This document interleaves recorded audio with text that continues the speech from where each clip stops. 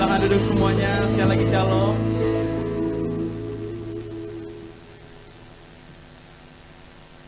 Oke, haleluya. Haleluya. Kasih tos kanan kirinya, katakan selamat Paskah.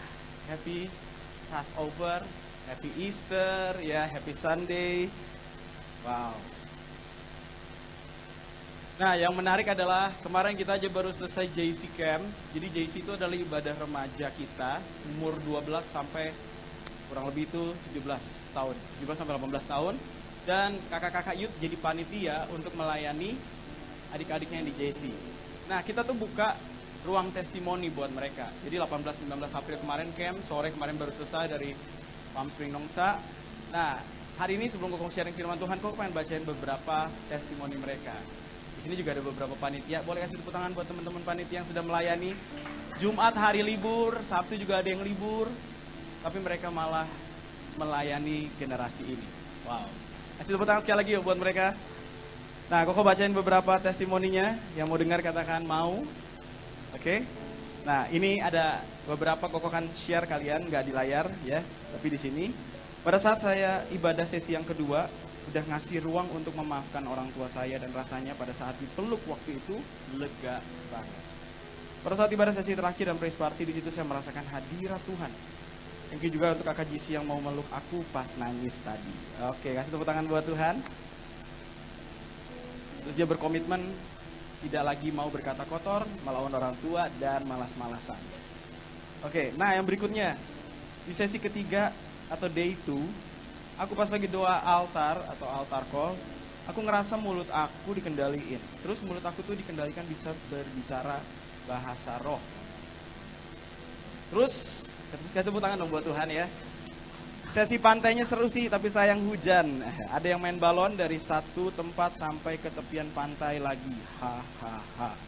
Oke, pokoknya seru banget deh. Kalau tahun depan ada lagi pasti ngikut sih. Nah, terus yang berikutnya. Nah, ini pakai bahasa Inggris ya. In finding my ways to Jesus, I realized that I am not alone. We are in this together to become closer with God.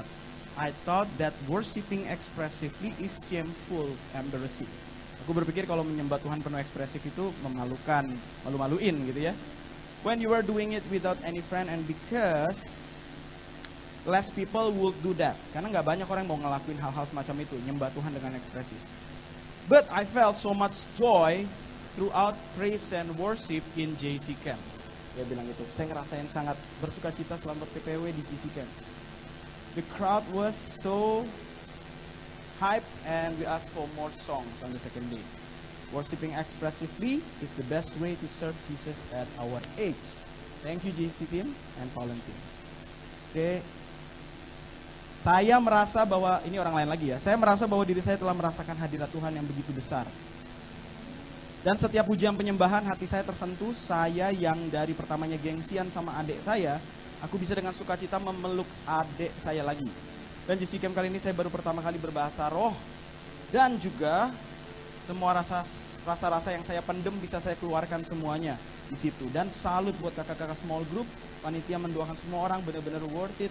And I have a really fun experience. Menurut saya JC Camp di tahun 2025 ini keren banget. Oke, dan yang terakhir, menurut aku hal yang paling terkesan selama acara itu di mana nggak hanya sebagian atau dikit, tapi banyaknya yang ingin mau mengalami penyelamatan, pengampunan, dan menerima Roh Kudus.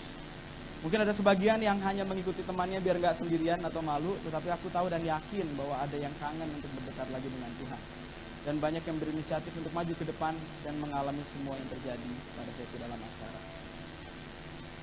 Ini komitmennya, lebih rajin dan niat untuk berdoa, membaca Alkitab, lebih ekspresif. Jujur dari acara ini aku banyak belajar, dan hatiku yang biasanya rasanya itu selalu gak pernah puas, selalu gak pernah cukup, selalu kosong, tiba-tiba dipuaskan selama dan setelah ibadah. Satu komitmen lagi, aku tidak mau taking advantage of God's love. Tepuk tangan ya buat Tuhan. Kalian tahu kenapa kita buka sesi kesaksian, supaya pertama teman-teman yang JC, yang melayani khususnya, mereka bisa baca dan mereka tuh bisa dikuatkan lagi. Ya ternyata pelayanan mereka tidak sia-sia. Amin. Nah, yang berikutnya juga, kenapa sih Koko pengen supaya kita tahu bahwa iblis itu dikalahkan dengan darah anak domba dan kesaksian kita. Amin. Nah, pada saat kamu dengar kesaksian-kesaksian ini ada banyak, tapi nggak mungkin Koko bacain semua. Koko akan share semuanya nanti ke panitia. Tapi kalau kalian lihat, anak-anak JIC ini umurnya SMP, SMA, dan kurang lebih ada 90 peserta kemarin. Dan mereka tuh kelihatannya ya, pada saat khotbah, karena Koko juga khotbah, kelihatannya nggak semua tuh atentif, nggak semua tuh perhatiin. Ada yang ketiduran, saking indahnya hadirat Tuhan, ya kan? Tapi setelah mereka meresponi altar call ya, satu demi satu nih, waktu kita mulai doain, mereka tuh mulai dijamah oleh Roh Kudus. Ada banyak yang bilang mereka berbahasa roh pertama kalinya, mereka ngerasain jamahan hadirat Tuhan yang nggak pernah mereka rasain sebelumnya. Dan kalian mau tahu kenapa hal semacam itu bisa terjadi? Jawabannya karena Tuhan kita hidup. Amin. Kalau Tuhan kita mati, kita doa sama orang mati, ya nggak ada powernya, bener gak? Tapi karena Tuhan kita hidup, apa yang kamu doakan dan minta sama Tuhan, dia tuh bekerja dengan Roh Kudusnya. Amin. Dan itu membuat setiap pribadi mengalami Tuhan secara luar biasa. Dan itulah yang terjadi. Dan itu juga yang akan kita bahas hari ini. Hari ini kita akan melihat tentang resurrection atau kebangkitan. Kemarin di minggu yang lalu itu part yang pertama kita udah bahas tentang Yudas, apa sih yang dibahas sama Yesus di Last Supper, ya. Tapi sekarang Koko akan bahas tentang kebangkitan. Apa yang terjadi pada saat kebangkitan. Nah, langsung aja kita lihat ini ayatnya. Oke. Koko akan bacain, kita akan fokus di Yohanes 20 hari ini. Yohanes 20. Jadi ada 4 angle di setiap kitab Injil. Markus, Matius, Lukas, Yohanes, semua tuh catat bagian dari pada saat Yesus bangkit. Oke. Tapi Koko akan ambil angle-nya Yohanes. Nah, langsung aja kita masuk, kita akan belajar dari 2 tokoh. Kalau kemarin dari Yudas dan conversation Yesus di Last Supper, hari ini dari Maria, Magdalena, dan Thomas. Oke. Nah, 2 hari kemudian masih pagi-pagi buta pada hari Minggu. Jadi ini hari Minggu, hari ini. Maksudnya hari di mana Yesus tuh dibangkitkan. Jadi kan Jumat, Good Friday, Sabtu, Sabatnya mereka, lalu kemudian hari Minggu.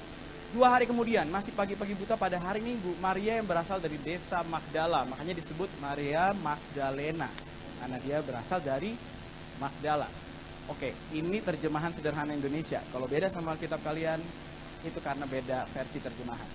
Lalu apa yang terjadi?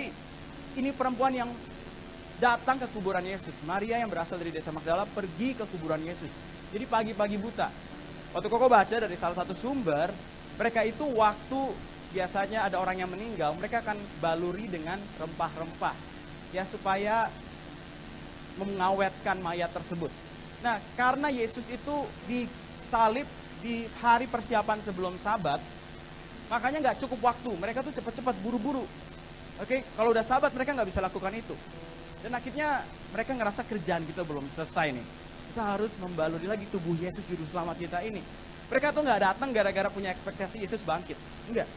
Mereka tahu Yesus sudah meninggal dan ya udah mereka berhancur hati untuk hal itu. Lalu akibatnya mereka datang pagi-pagi banget. Bahkan di salah satu kitab lain juga ditulis.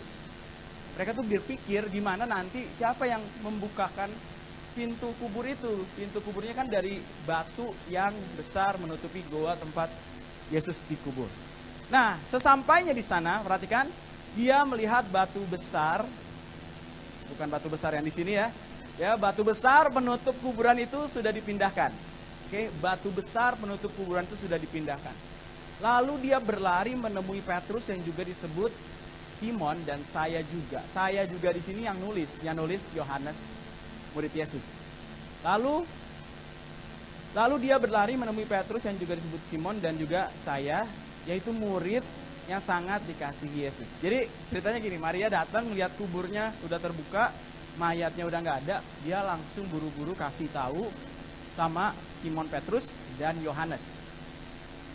Lalu kemudian orang ini berdua juga datang masuk ke kuburan itu ya, cari, mau lihat. Maria berkata kepada kami, orang-orang sudah mengambil mayat Tuhan dari kuburannya. Lihat ya, dia nggak berpikir Yesus itu bangkit. Dan kami tidak tahu di mana mereka menaruhnya. Mendengar itu kami berdua cepat-cepat, Yohanes sama Petrus cepat-cepat datang melihat. Lalu saya menunduk, ini Yohanes, dia ngelongok tapi dia nggak masuk. melihat ke dalam kuburan itu, tapi yang tampak hanyalah kain pembungkus mayat Yesus. Saat itu saya tidak masuk ke dalam.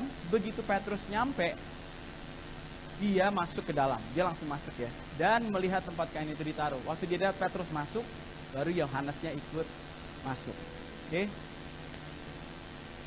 Dan di sini Yohanes bilang begini. Kemudian saya masuk dan melihat semuanya. Semuanya itu maksudnya semua kain pembungkus mayatnya Yesus, tapi kok nggak ada Yesusnya. Saat itulah saya mulai percaya bahwa Yesus sudah hidup. Berarti kan kata saya mulai percaya. Berarti tadinya dia tidak percaya. Dan di sini dikasih keterangan. Pada waktu itu kami murid-murid belum mengerti bahwa Kristus sudah ditetapkan untuk hidup kembali dari kematian. Jadi di pikiran murid-murid nih, mereka tuh nggak pernah berpikir Yesus tuh bakal bangkit. Mereka taunya Yesus mati, kita memberikan penghormatan terakhir. Dan kita perlu mayatnya dong, supaya kita punya objek untuk memberikan penghormatan terakhir itu. Tapi sekarang mayatnya nggak ada. Nah, kalau kalian baca, terus kalian lihat kubur itu pintunya terguling ya, batu yang menutup pintu kubur Tuhan. Jangan salah paham ya, jangan berpikir gini, Tuhan nggak bisa bangkit karena pintunya ketutup. Jadi bukain, terus malaikat datang, gulingkan batunya, terus baru Yesus keluar. Thank you ya. Bukan seperti itu. Pada saat Yesus bangkit, dia bangkit dengan tubuh kemuliaan. Amin. Tubuh kemuliaan itu bisa ada di tempat ini dan sekejap bisa ada di tempat lain. Berarti dia nggak perlu. Kalau kalian baca nanti, tiba-tiba dia bisa ada di ruangan, padahal pintunya dikunci karena murid-murid itu takut sama orang Farisi. Tiba-tiba Yesus ada di dalam ruangan itu. Berarti dia bisa kayak teleportasi, hilang di sini, muncul di sana. Jadi dengan kata lain, Yesus nggak perlu pintu kuburnya dibuka, dia juga bisa hilang, betul? Tapi pintu kubur itu dibuka bukan untuk Yesus keluar, tapi untuk murid-muridnya lihat kuburnya sudah kosong. Karena mata yang sama melihat Yesus dibaringkan di posisi itu, mata yang sama hari Minggu pagi mereka lihat, udah nggak ada. Di bagian kitab Injil lain ditulis, mayat Yesus itu kan dibungkus kain. Nah, posisi kainnya itu persis seperti posisi Yesus berbaring. Dan tidak ada sama sekali bekas sobekan, seakan-akan orang tuh buka dengan paksa terus dibawa mayatnya. Jadi ditulis seperti ini, seakan-akan tubuhnya itu evaporated atau tiba-tiba menguap gitu. Kainnya posisinya tetap sama dan tubuh Yesus sudah nggak ada. Nah, waktu prajurit Romawi sadar akan hal ini, kan mereka ngelaporin. Kalian tahu, akhirnya ahli Taurat dan orang Farisi itu bikin rumor kalau mayatnya dicuri oleh murid-murid Yesus. Dan rumornya itu sangat absurd. Kenapa? Karena dikatakan gini, pada saat kami tidur, prajurit-prajurit Romawi, while we slept, murid-muridnya Yesus itu datang ya dan mengambil mayat Yesus. Nah, perhatikan, butuh iman lebih besar untuk mempercayai hal ini dibandingkan kebangkitan Tuhan. Pertama, karena dia bilang prajuritnya pada tertidur, betul? Dan kalau prajuritnya tertidur, perhatikan ya, itu melanggar hukum Romawi secara parah sekali. Violated the strict law of the Roman military against sleeping on watch. Mereka tuh pasti dihukum mati. Kalau kamu pernah dengar cerita Paulus waktu keluar dari penjara, itu prajuritnya langsung mau bunuh diri. Kenapa? Karena dia tahu gue pasti mati abis ini. Karena ini bisa lepas ini. Apalagi ini, jaga mayat doang. Mayatnya bisa hilang. Pasti mati. Terus dia bilang apa? Dia tertidur kan?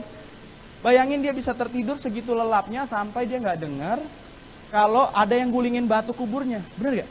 Kan nggak mungkin kan gulingin batu kubur terus senyap gitu. Itu pasti berisik. Nah, yang paling absurd lagi adalah mereka tidur begitu lelapnya, tapi mereka bisa tahu yang ngambil adalah murid-murid Yesus. Aneh kan? Mereka bisa bilang, itu yang ngambil murid Yesus. Katanya tidur. Kalau tidurnya lelap banget, kenapa lu bisa tahu? Tapi kok bisa tidurnya lelap banget, terus tuh batu, lu gak denger gitu, digulingin, ngerti ya? Jadi ini kebohongan yang tidak berlogika dan ini disebarkan. Supaya orang tuh gak percaya kalau Yesus tuh bangkit. Balik lagi ke cerita ini. Nah, pada saat inilah, ada satu scene tiba-tiba berganti, kalau kalian baca di Yohanes, dan berfokus sama Maria. Jadi Maria setelah kasih tahu Petrus sama Yohanes, Petrus Yohanes datang ke kuburan kosong, gak ketemu Yesus, ketemunya kubur kosong terus pergi. Marianya masih di situ. Maria Magdalena masih nangis-nangisan. Dan disitulah, di sini dicatat, aku nggak masukin di slide, tetapi Maria masih berdiri menangis di luar kuburan. Sambil menangis dia menunduk, melihat ke dalam kuburan. Dia lihat lagi, sekali lagi gitu ya. Lalu dia melihat 2 malaikat berpakaian putih sedang duduk di tempat bekas mayat Yesus ditaruh, yang satu di kepala, satu di bagian kaki. Kedua malaikat itu bertanya kepadanya, "Ibu, kenapa menangis?" Terus dia jawab, dia tuh nggak sadar kalau itu malaikat. Ya, pada saat itu, kamu bayangin kalau kamu lagi nangis sedemikian parahnya, sedih sedemikian parahnya, kamu tuh bisa jadi nggak konsen dengan apa yang sedang terjadi di sekitar kamu. Terus dia bilang begini, "Orang-orang sudah mengambil mayat Tuhan saya dan saya tidak tahu di mana mereka menaruhnya." Sesudah berkata begitu, dia berbalik. Jadi habis dia ngomong gitu, dia nggak peduli ini malaikat bukan malaikat, dia balik. Seakan-akan dia mau pergi meninggalkan tempat itu. Lalu tampaklah Yesus sedang berdiri di hadapannya, persis di depan dia, tetapi Maria tidak mengenalinya. Perhatikan ya, grieving too deep bisa membuat kamu tidak melihat Yesus.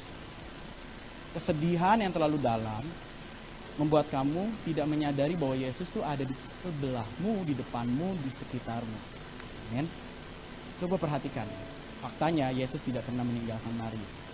Ada faktanya di saat dia hancur hati, Yesus ada di hadapan Maria.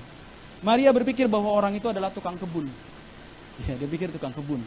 Terus dia bilang lagi, Mar, dia bilang begini, kalau Bapak yang mengambil mayatnya, dia ngomong sama Yesus nih, tolong beritahukan di mana Bapak menaruhnya supaya saya bisa menguburkannya kembali gitu kan. Jadi dia kan nggak berpikir Yesus itu hidup. Mayatnya mana dah? Udah buruan mayatnya mana? Gua ambil lagi. Gua mau kuburin lagi. Ya. Barulah Yesus berkata kepadanya. Nah, lalu Yesus berkata kepadanya, lalu Yesus panggil namanya Maria. Lalu di situ Maria pun berbalik lagi kepadanya dan berkata, Rabuni, kata itu berarti guru. Jadi dia nggak sadar sampai akhirnya Yesus panggil namanya. Ya, Yesus tidak berusaha menyadarkan Maria dan bilang gini, Mar, Yesus, gitu ya, enggak ya.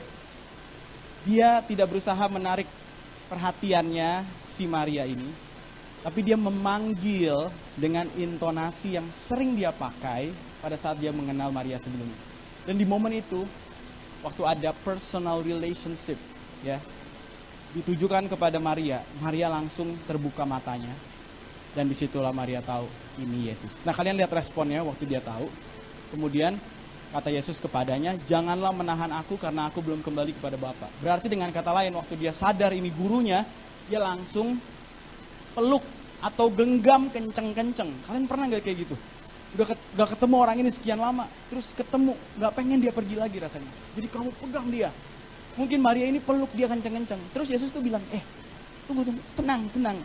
Kan Yesus masih ada 40 hari kan, baru dia naik ke surga. Dia makanya bilang, jangan tahan aku, tenang, aku masih di sini. Aku belum kembali kepada Bapa.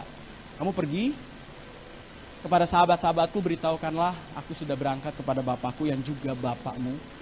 Lihat ya, Allahku dan Allahmu. Waktu Yesus anak Allah mati sebagai anak manusia, kita anak manusia diangkat jadi anak Allah. Makanya dia bilang, Bapakku yang juga Bapakmu. Keren kan? Jadi hari ini kamu bisa panggil Yesus, bisa panggil Tuhan itu sebagai Bapa, dan itu sah. Bukan panggilan kurang ajar, tapi sebuah akses yang dibukain sama Yesus. Sekarang kamu anak Allah, kamu bisa panggil dia Bapa. Gak cuma aku, kamu bisa. Amin. Nah, pertanyaannya gini, kenapa Maria seperti ini? Kalau kalian baca, siapakah Maria Magdalena? Pokoknya cepat aja ya, Lukas 8 ayat 1-2 mencatat seperti ini. Tidak lama sesudah itu Yesus berjalan berkeliling dari kota ke kota. Ini awal-awal Yesus mulai pelayanan. Dari desa ke desa Yesus memberitakan Injil Kerajaan Allah. Ke-12 muridnya bersama-sama dengan dia, dan juga beberapa orang perempuan yang telah disembuhkan dari roh-roh jahat. Perhatikan. Beberapa orang perempuan yang telah disembuhkan dari roh-roh jahat atau berbagai penyakit, yaitu Maria yang disebut Magdalena, yang telah dibebaskan dari 7 roh jahat. Jadi Maria Magdalena ini di dalam dirinya dulu ada 7 roh jahat. Katakan 7.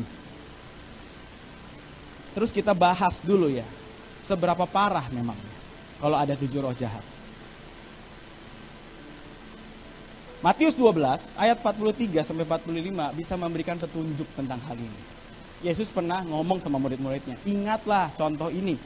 Apabila roh jahat meninggalkan seseorang, roh itu tidak bisa tenang. Jadi kalau ada orang nih, di dalamnya ada setan, terus setannya udah diusir, setannya pergi, rohnya tuh gak bisa tenang, roh setan itu maksudnya. Dia terpaksa mencari ke sana kemari, bahkan ke padang belantara untuk menemukan orang lain yang dapat dikuasai. Jadi dia cari rumah. Kalau dia diusir, dia akan cari rumah yang lain. Kalau dia tidak berhasil, ketika dia tidak berhasil menemukan orang baru, Alkitab bilang, dia berkata, aku akan kembali kepada orang yang sudah aku tinggalkan. Sewaktu kembali, dia melihat bahwa orang itu seperti rumah kosong yang sudah disapu bersih dan tertata rapi. Kemudian dia pergi, roh jahat itu, dan mengajak 7 roh lain yang lebih jahat daripadanya untuk bergabung bersama dengan dia. Waktu mereka masuk dan menguasai orang itu, keadaannya menjadi lebih buruk daripada sebelumnya. Oke? Hal seperti itu juga lah yang akan terjadi pada setiap orang yang termasuk dalam angkatan yang jahat di zaman ini. Jadi roh jahat seperti itu. Kalau dia diusir keluar, misalkan lagi ada ibadah, pelepasan, didoain keluar nih setannya nih, dia akan mencari tempat baru. Kalau dia nggak ketemu, dia akan balik lagi. Dia akan melihat, kalau hidup orang ini masih kosong, tidak punya firman Tuhan, tidak punya hubungan dengan Tuhan, tidak penuh Roh Kudus, dia akan berpikir, aku nggak bisa masuk sendirian, aku harus bawa pasukan. Dan dia akan cari 7, dan dia akan balik lagi ke situ, dan keadaannya akan lebih parah. Nah itu kalau 7 plus 1 ya, karena roh jahat yang pertama kan jadi ada 8. Nah kalau kamu baca, itu Matius 12 ayat 43 sampai 45. Kamu tahu separah apa hidup orang yang dikuasai roh jahat? Gak usah 8, 1 aja parahnya luar biasa. Lihat Matius 12 ayat 22 sampai 23. Ada seorang lelaki yang buta dan bisu karena dikuasai setan. Dia dibawa kepada Yesus, lalu Yesus menyembuhkannya sehingga dia bisa melihat dan berbicara. Semua orang yang menyaksikan peristiwa itu terheran-heran dan berkata, mungkinkah dia keturunan Daud yang dijanjikan itu. Jadi kamu lihat ya, sekarang kita balik lagi ke Maria. Tuhan pernah usir roh jahat dari Maria, ada berapa? 7. 1 aja orang itu bisa buta dan bisu. Bayangin ada 7. Nah kalau kamu mulai membayangkan, berarti Maria ini dulunya hidupnya itu tahu persis bagaimana tersiksanya hidup diperbudak oleh setan. Tahu persis bagaimana tersiksanya hidup diperbudak oleh keinginan dosa. Amin. Dan siapa yang bebasin dia? Yesus. Sekarang si pembebasnya meninggal. Ada rasa takut di dalam dirinya. Selama ini aku udah dibebasin. Dan Yesus ini yang jagain aku. Supaya setannya gak balik lagi. Sekarang yang jagain aku dan yang bebasin aku sudah tidak ada. Kalian tahu ya, rasa takutnya itu seperti apa? Takut banget. Dulu 7 loh, 1 aja bisa buta sama bisu. Dia tuh punya rasa takut. I don't know how to live after this. Gue gak tahu gimana bakal hidup setelah ini. Yesusku mati. Dia yang bebasin dan menjaga aku supaya aku gak dimasukin setan lagi. Now he's gone. Sekarang dia udah gak ada. Kalian lihat ya, betapa dia desperate dan takut menghadapi masa depan. Dia bahkan gak bisa ingat lagi pengajaran Yesus yang bilang Yesus akan bangkit. Sesakit itu hati Maria. Maria kehilangan pribadi yang telah membebaskannya dan menjaga dirinya terus dalam keadaan bebas. Lalu apa yang Yesus lakukan? Yesus menampakkan diri kepada Maria. Kalian perlu tahu, wanita di zaman itu dianggap insignifikan. Kalau dia kasih testimoni, tapi dia wanita, testimoninya tidak dipercaya. Yesus bisa punya pilihan lain, benar gak? Untuk menampakkan dirinya sama orang yang lebih kredibel. Tapi kalau kalian lihat dari zaman dulu, Tuhan selalu kayak gitu. Pertama kali berita Yesus lahir, dia tampilkan ke siapa? Ke gembala kambing domba. Yang sama juga, gak dianggap kredibel untuk jadi testimoni, pembawa testimoni tentang kabar yang besar. Tapi Tuhan selalu cari orang-orang yang insignifikan, yang dianggap tidak penting oleh dunia, tapi punya kebutuhan seperti Maria. Amin. Dia datang, dia rela muncul. Sebenarnya dia nggak perlu, bayangin ini, this is the first appearance. Jadi orang pertama yang ngelihat Yesus bangkit tuh, perempuan ini. Karena perempuan ini punya rasa takut yang begitu besar, karena dia tahu betapa mengerikannya hidup dalam kuasa setan. Dan apa sih yang bisa kita pelajari? Boleh next?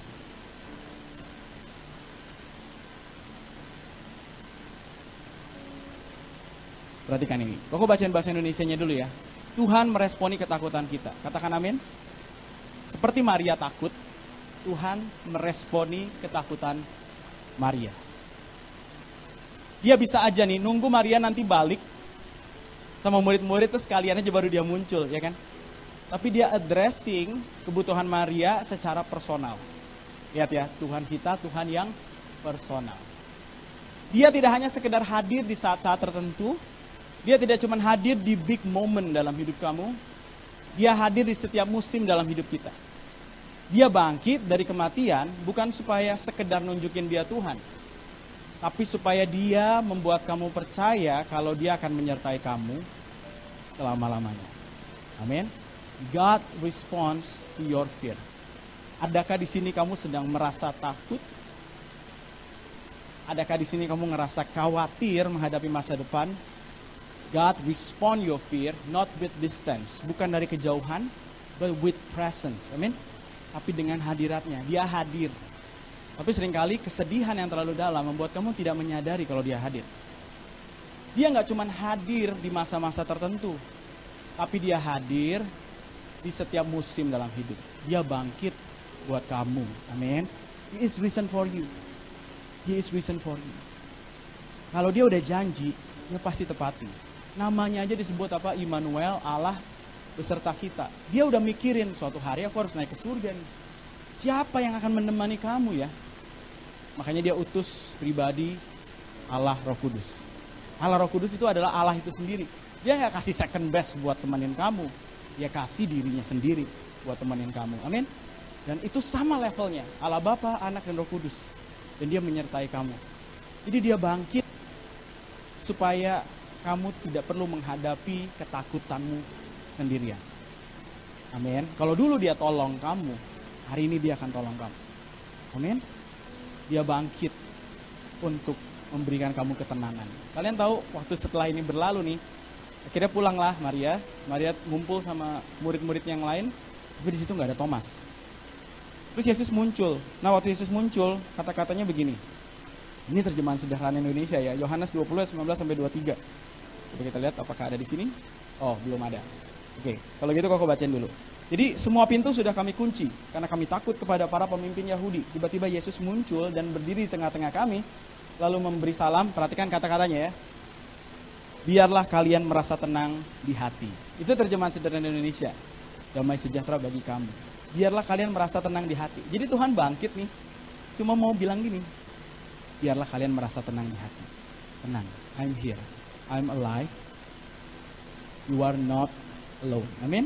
Aku hadir. Aku ada di sini. Biarlah hati kalian tenang. Aku berdoa biarlah hati kita semua tenang. Karena Tuhan hadir dalam hidup kita. Dia bangkit. Nah masalahnya di situ pada saat itu tidak ada Thomas. Perhatikan ya. Tetapi Thomas yang biasa dijuluki si anak kembar. Salah satu dari kami 12 murid Yesus tidak ada bersama kami ketika Yesus memperhatikan dirinya kepada kami. Sewaktu Thomas datang kami memberitahu dia. Bro, Yesus datang cuy. Gitu ya. Dia ada di tengah-tengah kita tadi. Bener, iya bener wow, semua kan. Ada 10 orang, Yudas gak ada di sini kan ya. Jadi 10, dia kan gak ada di situ. Terus, jadi semua udah kasih tahu, Yesus tuh hadir. Yesus tuh hadir, dia menjelaskan. Kalau kamu baca kitab Lukas, di situ tuh Tuhan pas hadir, dia tuh juga jelasin, loh aku ini sedang menggenapi apa yang udah aku sampaikan sebelumnya. Kan aku bilang, aku akan mati, tapi aku akan bangkit. Menggenapi kitab suci, menggenapi nubuatan-nubuatan yang ada di perjanjian lama. Nah, ini titik fatalnya Thomas. Perhatikan kalimat Thomas. Mereka bilang kami sudah melihat Tuhan, tetapi Thomas menjawab apa? Baca sama-sama, 1, 2, 3. Sebelum dan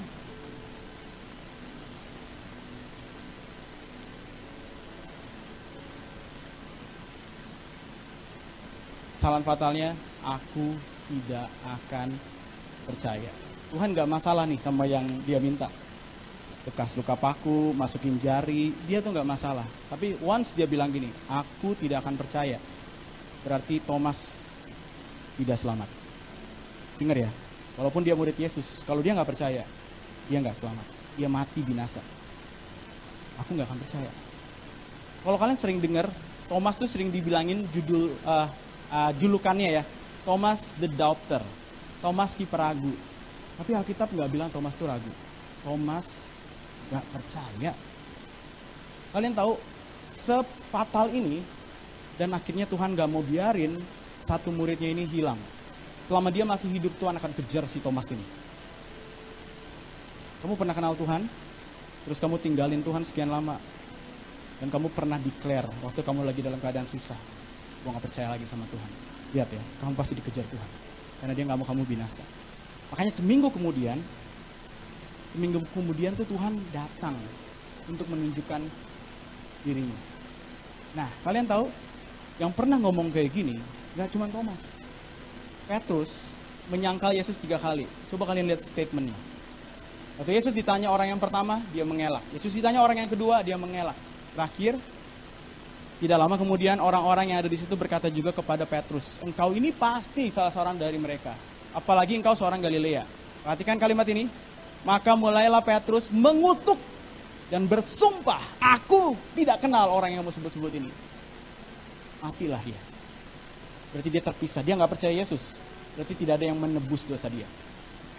Ngerti ya? Kalau tidak ada yang menebus dosa dia, dia akan menerima hukuman kekal. Dia pasti binasa. Lihat ya, terakhir statementnya adalah, aku tidak kenal orang yang kamu sebut ini. Ini kejadiannya sebelum Yesus bangkit.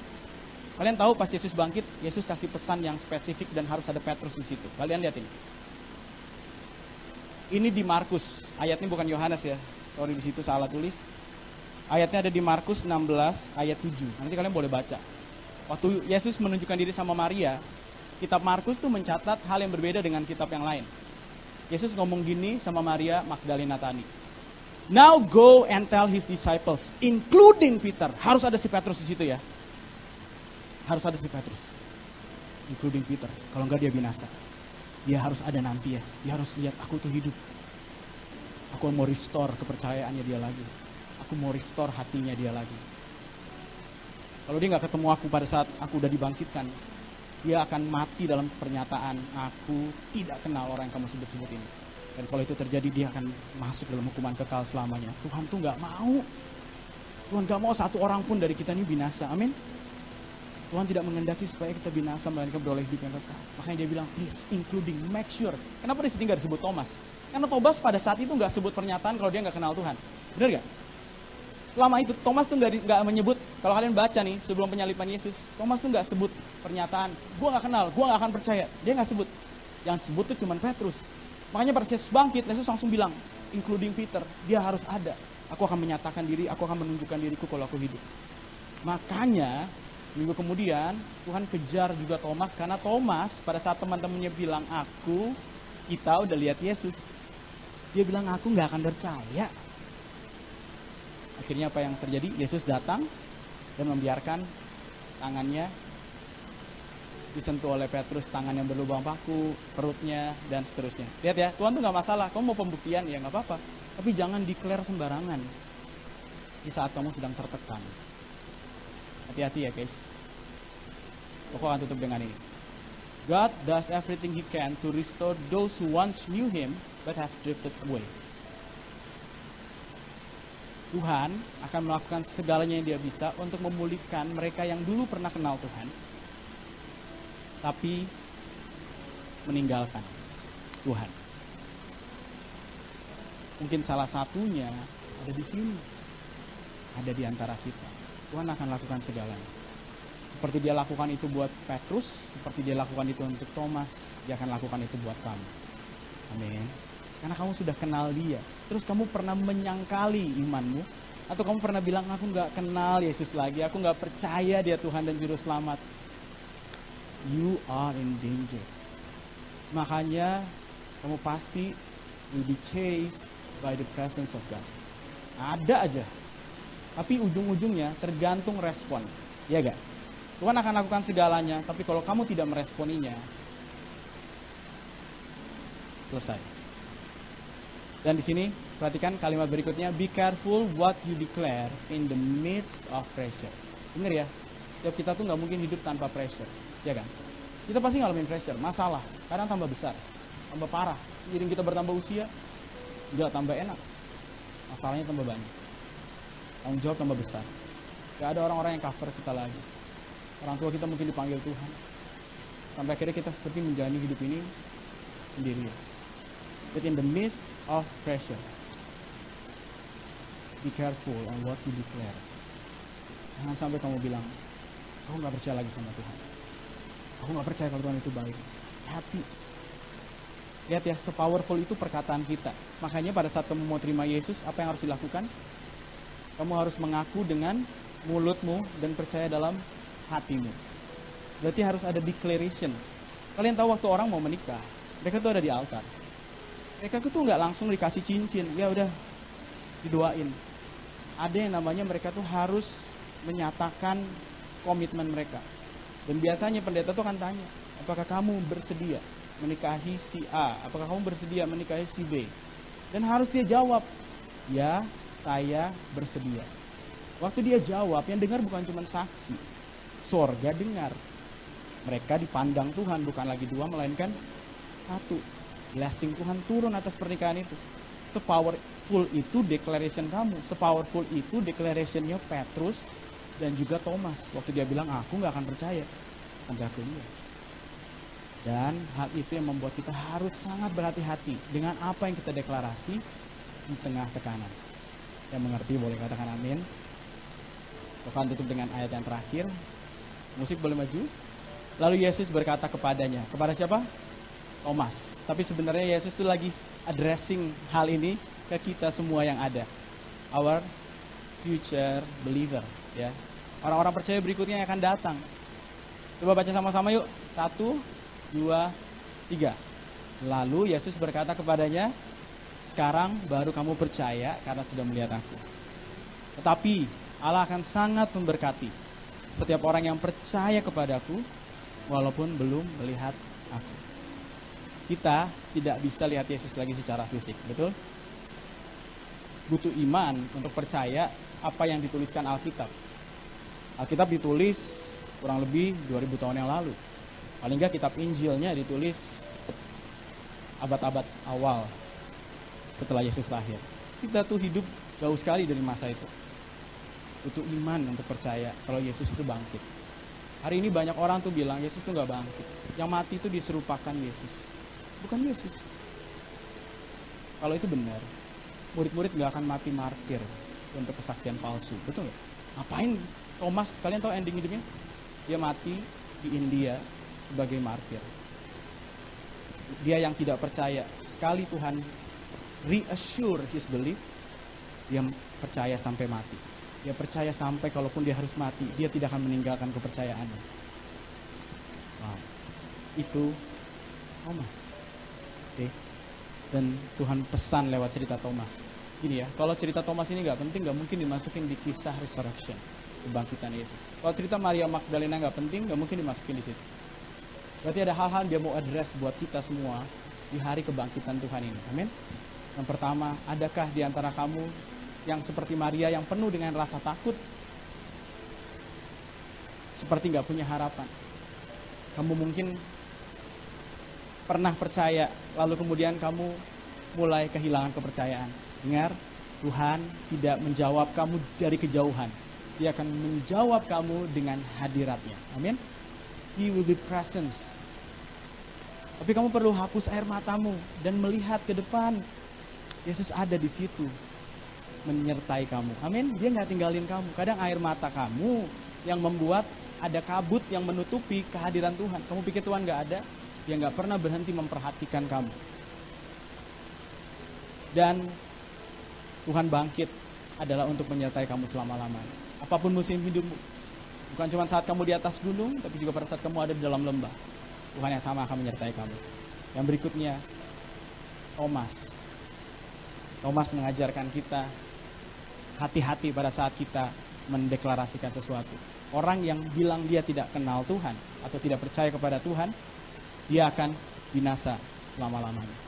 Dan dengar, Tuhan akan lakukan segalanya untuk membuat kamu merespon kepada cintanya. Tapi semuanya tergantung kepada kamu. Dan buat kita semua yang ada hari ini, Berbahagialah kamu, diberkatilah kamu. Walaupun kamu tidak melihat Yesus secara fisik, tapi kamu percaya kuasanya masih dinyatakan sampai hari ini. Amin. Kalau Tuhannya nggak hidup, kemarin anak-anak Jesse itu nggak mungkin dilawat Tuhan. Benar nggak sih? Dan kalau Tuhannya mati, ngapain kita doa sama orang mati?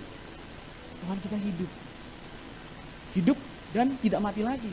Lazarus hidup, terus mati lagi. Yesus hidup, dia naik ke surga, sediakan tempat, dan dia bilang, aku akan balik lagi jemput kamu nanti ya. Gak ada tuh yang bisa kayak gitu, kecuali Yesus. Itu jelas banget. Tapi kamu perlu meresponi dia. Dia hidup supaya kita punya hari esok. Amin. Yuk kita bangkit berdiri sama-sama.